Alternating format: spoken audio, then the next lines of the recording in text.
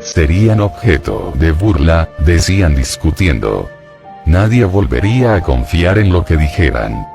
Profundamente entristecido por su respuesta egoísta ante mi apuro, les aseguré que no tenían que temer por su propia seguridad. Me abandonarían y no habría conexión entre ellos y mi crucifixión. Les sugerí que después de mi muerte se dispersaran y volvieran a Galilea. Pedro se conmovió profundamente y reaccionó con vehemencia negando que jamás me abandonaría, pero por supuesto lo hizo. En este momento de mi propia necesidad, todavía me encontraba con una total falta de comprensión, incluso resistencia, después de todo el amor que había sentido hacia mis prójimos y todo lo que anhelaba lograr por ellos. Su única preocupación era qué les ocurriría a ellos. No hubo ninguna palabra amable, ofrecimiento de ayuda, angustia por mi dura prueba. Qué duro era el corazón humano, pensaba. ¿Cuántos siglos penosos tendrían que pasar antes de que la humanidad pudiera ir más allá de su propio dolor y sufrimiento para sentir acaso un destello de amor y compasión hacia otros desafortunados que se hallasen en una situación peor que la de ellos? Y así, aunque profundamente decepcionado, incluso dolido, por sus reacciones egoístas, también les comprendí e intenté dar a mis discípulos valor para enfrentarse con el futuro y les aseguré que siempre estaría con ellos incluso cuando estuviera oculto a su vista. La obra que había emprendido sería promovida desde la vida que hay en el más allá. No les dejaría solos. Conocerían y sentirían mi presencia y esto les reconfortaría.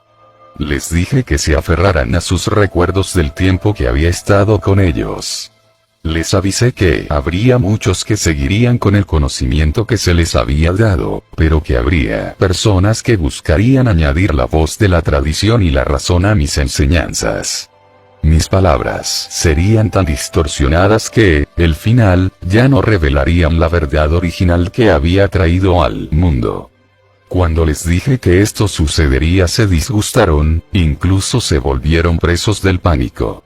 Me alivió ver que mis enseñanzas no habían sido en balde. Después de todo, no habían entrado en oídos totalmente sordos. Me pidieron que les contara más, pero levanté las manos y dije que eso era todo lo que podía decir. En este momento, sentí que había dicho todo lo que siempre quise decir mientras estaba en la tierra, que mi discurso con los hombres había sido cumplido. Todo lo que profundamente anhelaba era aislarme en el silencio y encontrarme con la paz y el alivio del contacto con mi Padre. Dejamos la sala de la cena y fuimos andando al Monte de los Olivos, pero el humor de mis discípulos era de conflicto interior, temor y duda. La mayoría de ellos se marcharon para unirse con sus familias y amigos que estarían celebrando su propia Pascua. En el jardín había un pedrusco especial con la forma de una pequeña cueva. Me gustaba refugiarme del viento dentro de ella. De modo que me senté y lloré, buscando un camino hacia dentro de la armonía exaltada que había disfrutado anteriormente.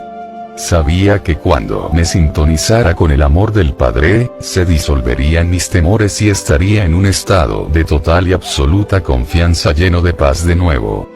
A medida que sentí el poder del amor entrar en mí y tomar posesión de mi conciencia humana, así también la fuerza para soportar lo que se me venía encima poseyó mi corazón. Sería capaz de permanecer dentro del amor y dar amor a otros hasta el final. Y así fue. Ni siquiera intentaré reentrar en el estado del juicio y de la crucifixión. No tiene importancia. Cuando finalmente me morí en la cruz, y mi espíritu se retiró de mi cuerpo torturado, fui elevado dentro de una luz radiante e inefable. Fui envuelto en el calor y el consuelo del amor, tal como nunca antes había experimentado. Tenía una sensación de envolvente alabanza, una poderosa certeza del trabajo bien hecho, de éxtasis en la fuerza universal para continuar la obra, y de alegría y embeleso que está muy por encima de cualquier cosa que la condición terrenal jamás pueda conocer. Entré en una nueva forma de vivir maravillosamente hermosa, pero todavía descendía en conciencia para mantenerme en contacto con la gente que había dejado atrás. Podía mostrarme a aquellos que eran suficientemente sensibles para poder verme. Sin embargo, la historia de Tomás que supuestamente metió los dedos en mi heridas es un disparate.